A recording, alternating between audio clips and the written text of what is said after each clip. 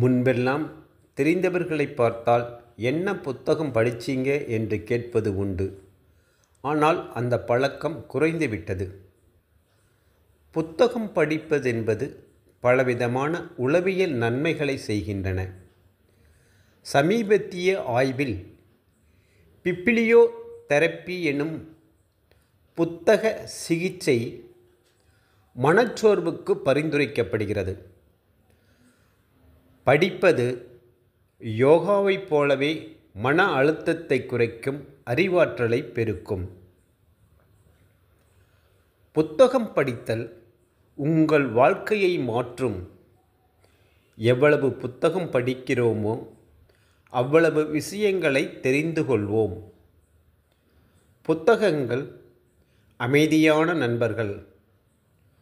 நூல் பல கல் என்றார் தமிழ் மூதாட்டி ஔவையார்.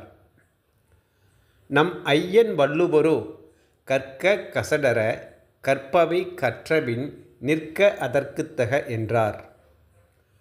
உடலுக்கு எப்படி உடற்பயிற்சியோ அதுபோல மனதுக்கு பயிற்சி புத்தகம் படிப்பது என்றார் சிக்மண்ட் ஃப்ராய்டு.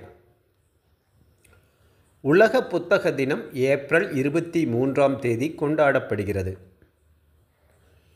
இன்றைய எலக்ட்ரானிக் காலத்தில் உள்ளங்கையில் உலகம் என்ற நிலையாகிவிட்டது. அதில் கூட இ-புக் என்ற சேவை காலத்திற்கு ஏற்றாற்போல் புத்தகங்களை படிக்க வைக்கிறது. தலை குனிந்து வாசித்தால் தலை நிமிர்ந்து உன்னை நடக்க வைப்பேன் என்கிறது புத்தகம். புத்தகம் படிப்பதால் உண்டாகும் நன்மைகளை பார்ப்போம். புத்தகம் படிப்பது மனதை எழுச்சியடைய செய்யும். இதனால் வயதான காலத்தில் உண்டாகும் அல்சைமர், டிமென்ஷியா போன்ற மறதி நோய்கள் தள்ளிப்போகும். புத்தகம் படிப்பது மூளையை எப்பொழுதும் சுறுசுறுப்பாக வைத்திருக்கும். நினைவுத்திறனை அதிகரிக்கும். குழப்பமான சூழ்நிலையில் சரியான முடிவெடுக்கும் திறனை கொடுக்கும். அறிவாற்றலை தூண்டும். புத்தகம் படிப்பது பல்வேறு விதமான மனநல குறைபாடுகளுக்கு நல்ல மருந்து. நம்மை நாமே புதுப்பித்து கொள்ள உதவும். இயந்திரத்தனமான வாழ்க்கை முறையில் உண்டாகும் மன கஷ்டங்களையும் துயரங்களையும் போக்க உதவும்.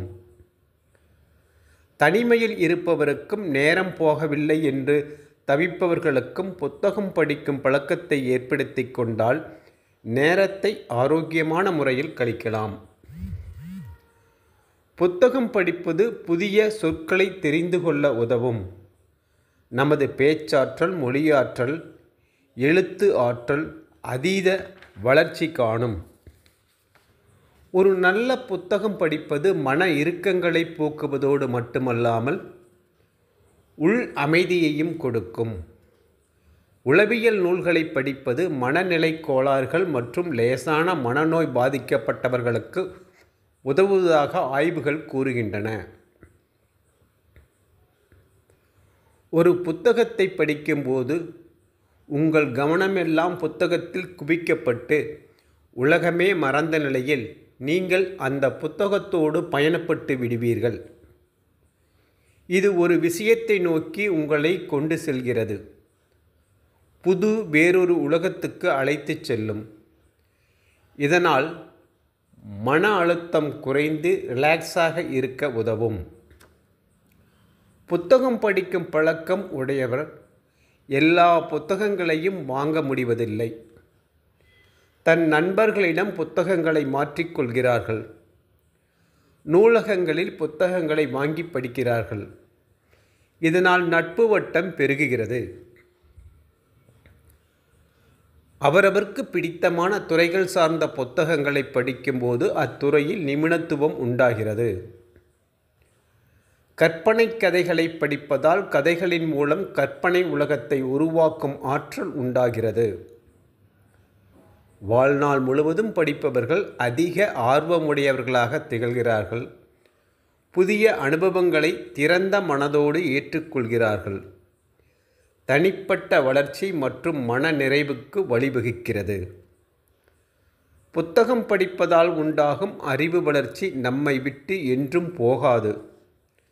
நமது துன்ப காலங்களில் அதுவே கை கொடுக்கும்.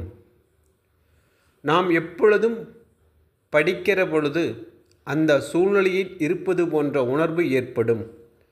சோகமான நிகழ்வை படிக்கும்போது மனம் சோகமாகும். மகிழ்ச்சியான நிகழ்வை படிக்கும்போது மனம் மகிழ்ச்சியாக இருக்கும். புத்தகம் படிப்பது நம் மனம் ஒருங்கிணைக்க உதவும். பல்வேறு வேலைகளை தொடர்ந்து செய்யும்போது நமது எண்ணங்கள் சிதறும், மன அழுத்தம் உண்டாகும். இதனை போக்க புத்தகம் படிப்பது நம் அறிவை கூர்மையாக்கும். படிக்கும்போது புத்தகத்தில் உள்ள வார்த்தைகளிலும் கதைக்களத்திலும் நமது முழு கவனம் செல்கிறது. எந்த ஒரு செயலையும் கவனத்தோடு செய்யும் ஆற்றலை மேம்படுத்துகிறது. புத்தகம் படிப்பது குறுகிய கால நினைவுகளை மீட்டெடுக்க உதவுகிறது. மன ஆரோக்கியத்தை மேம்படுத்துகிறது. கண் விழித்த நிலையில் கண்டம் விட்டு கண்டம் கற்பனையாக நம்மை கூட்டிச் செல்கிறது. புத்தகம் படிப்பதென்பது அன்றாட வாழ்க்கையில் இயல்பான ஒரு செயலாக இருக்க வேண்டும். அன்றாடம் நாம் குளிப்பது சாப்பிடுவது போல இருக்க வேண்டும். தாய் கருவுற்று இருக்கும்போது நல்ல புத்தகங்களை படிக்கும் பழக்கத்தை ஏற்படுத்தி கொண்டால் கருவறையில் இருந்தே குழந்தையின் மூளை விருத்தியாகும். இதுவரை புத்தகம் படிப்பதால் உண்டாகும் நன்மைகளை பற்றி பார்த்தோம். நாமும் தினமும் நமக்கு பிடித்த புத்தகங்களை படித்து நம் அறிவை பெருக்கி உடல் மன ஆரோக்கியத்தை பெற்று நல்வாழ்வு வாழ்வோமாக. தொடர்ந்து ஆதரவு அளித்து வரும் தங்களுக்கும் தங்களின் குடும்பத்தாருக்கும் நல்வாழ்த்துக்கள். சப்ஸ்கிரைப் செய்யுங்கள், தங்களின் நண்பர்களுக்கு ஷேர் செய்யுங்கள். நமது வாழ்வியல் சார்ந்த பிற பதிவுகளை பார்த்து தங்களின் மேலான கருத்துக்களை பதிவிடுங்கள். நன்றி, வணக்கம், வாழ்க நலமுடன்.